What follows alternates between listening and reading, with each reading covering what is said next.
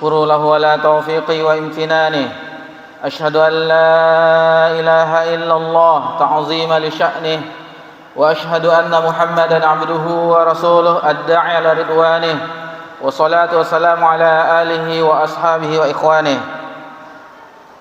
Alhamdulillah, di hari siang yang berbahagia ini kita telah berada di tanggal 26 Sya'ban tahun 1444 Hijriah, bertepatan dengan 18 Maret 2023 Masehi.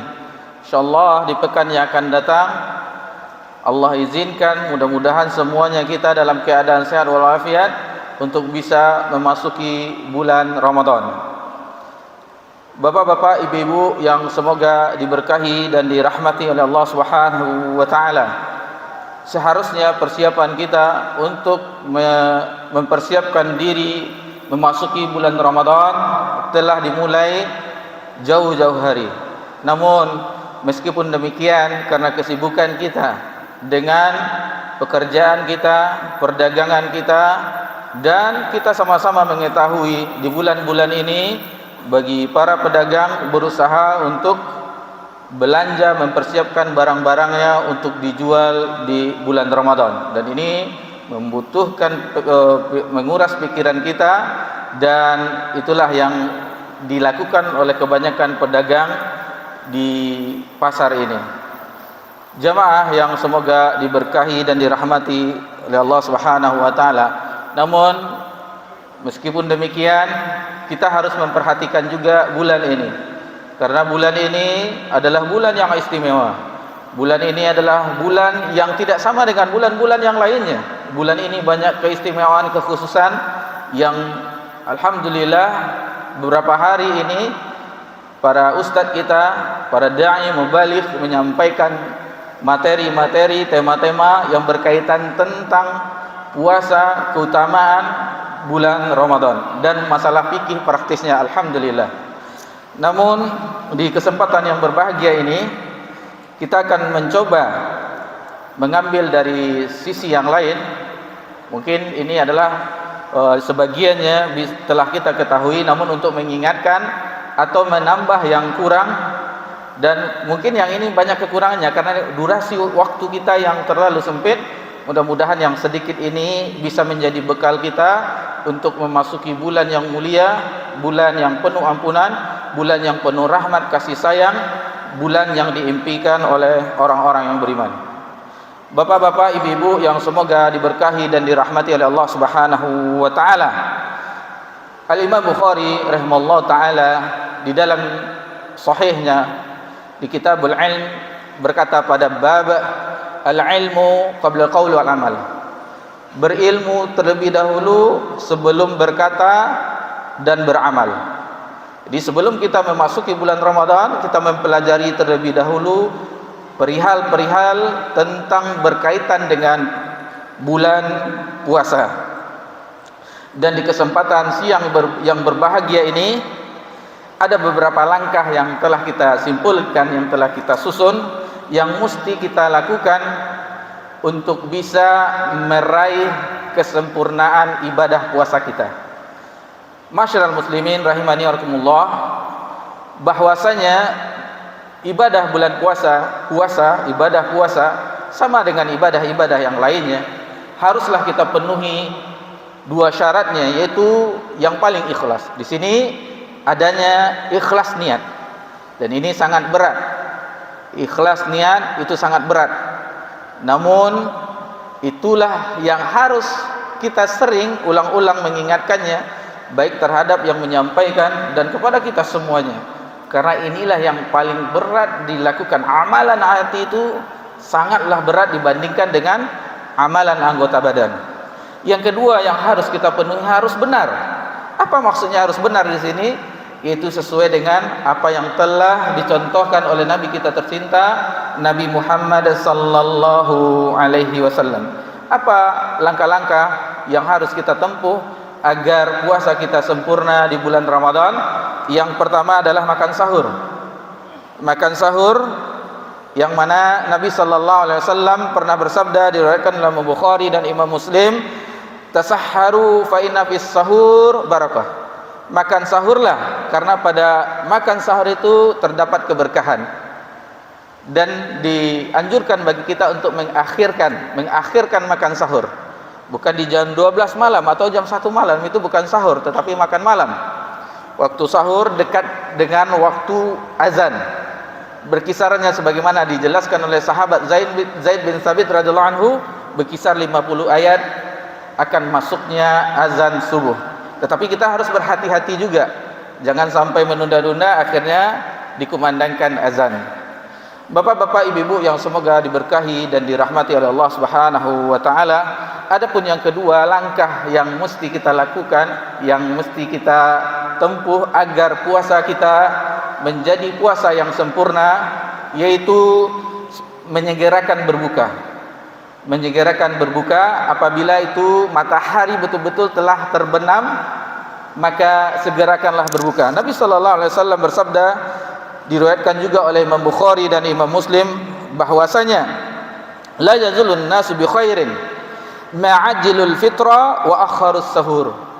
Senantiasa manusia ini dalam keadaan baik selagi dia menyegerakan berbuka dan mengakhirkan sahurnya. Ini sabda dari Nabi sallallahu alaihi wasallam, juga menyelisihi orang ahlul kitab. Ahlul kitab berbuka setelah terlihatnya bintang, berarti sudah menjelang malam, mau masuk malam atau mendekati waktu isya. Sementara umat ini adalah dengan terbenamnya matahari maka segeralah berbuka. Jamaah yang semoga diberkati dan dirahmati oleh Allah Subhanahu wa taala. Adapun yang ketiga, usaha yang kita mesti lakukan agar ibadah puasa kita itu sempurna, usahakan kita mandi untuk mengangkat hadas besar sebelum masuknya waktu fajar. Apabila kita berhadas besar, maka usahakan kita mandi sebelum masuknya waktu fajar, sehingga kita berada di waktu masuknya fajar kita telah dalam keadaan suci. Adapun yang keempat, langkah yang mesti kita lakukan agar ibadah puasa kita sempurna, yaitu memanfaatkan bulan Ramadan. Memanfaatkan bulan Ramadan dengan sesuatu, dengan amalan-amalan yang baik. Kesempatan yang berharga ini, waktu-waktu yang istimewa, maka kita gunakan dengan amalan-amalan yang baik. Isilah waktu-waktu kosongnya dengan amalan-amalan yang baik, apapun amalannya. Seperti membaca Al-Quran. Karena di bulan ini Allah Subhanahu wa taala menurunkan Al-Quranul Karim. Allah Subhanahu wa taala berfirman dalam surah Al-Baqarah ayat 185, Syahrul Ramadan alladzi unzila fihi Al-Quran. Bulan Ramadan itu adalah bulan yang di bulan tersebut diturunkannya Al-Quran, hudan linnas, sebagai petunjuk bagi manusia, wa bayyinatin minal huda wal furqan, dan untuk menjelaskan petunjuk tersebut dan untuk menjelaskan, membedakan mana yang hak dan mana yang batil. Dan yang harus juga kita perhatikan dan kita wanti-wanti, ini adalah nasihat buat diri kita sendiri dan bagi kita semuanya, dan bagi yang mendengarnya di media, bahwasanya kita peringatkan masalah gadget, masalah handphone. Ini adalah pencuri waktu-waktu kita, waktu-waktu berharga kita di bulan puasa. Untuk itu jangan sering kita memegangnya, membuka fitur-fitur aplikasinya. Adapun seandainya kita memiliki aplikasi Al-Quranul Karim, Mushaf, di aplikasi di dalam handphone kita, itu saja yang dibuka sering-sering. Jangan buka yang lainnya, WhatsApp dan segala macamnya, Facebook, Twitter segala macamnya, Instagram, maka itu kita tunda dahulu. Grup-grup yang tidak bermanfaat, seandainya itu tidak bermanfaat, kita silentkan, notifikasikan, atau kita keluar saja kalau itu tidak bermanfaat sama sekali. Dan ini kita wanti-wantikan bagi kita semuanya, karena banyak yang terlalaikan sehingga kita tidak sempat untuk membaca Al-Quranul Karim. Bapak-bapak, ibu-ibu yang semoga diberkahi dan dirahmati oleh Allah Subhanahu wa taala. Adapun yang kelima, agar senantiasa kita bersedekah. Berusahalah kita di bulan ini merutinkan untuk bersedekah agar kita menjadi hamba yang dermawan sebagaimana Nabi SAW ajwadun nas, manusia yang paling dermawan. Dan di bulan Ramadan Jibril mendatangi Nabi SAW, sehingga di bulan Ramadan kedermawan Nabi SAW lebih dermawan mirrih mursalah, lebih dermawan daripada angin yang berhembus. Bapak-bapak dan ibu-ibu jamaah Masjid At-Taqwa yang semoga diberkahi dan dirahmati oleh Allah Subhanahu wa taala. Adapun langkah yang keenam yang bisa kita lakukan agar kita memperoleh kesempurnaan ibadah puasa kita, yaitu menahan seluruh anggota badan kita, baik itu pendengaran kita, penglihatan kita, lisan kita, langkah kaki kita, ayunan tangan kita, agar dijauh dari perihal. Karena Nabi sallallahu alaihi wasallam telah memperingatkan Sahih Bukhari, "Man lam qaula az-zuri wa 'amala bih." Barang siapa yang berkata bohong dan mengamalkan kebohongan tersebut, falaisa lillahi hajatun fi ayyada'a ta'amahu wa syarabah. Maka Allah tidak butuh terhadap makanan atau minuman yang ditinggalkan ini. Tidak. Jadi sia-sia amalan kita apabila kita masih memandang hal-hal yang diharamkan oleh Allah Subhanahu wa taala, berbohong, terlebih dalam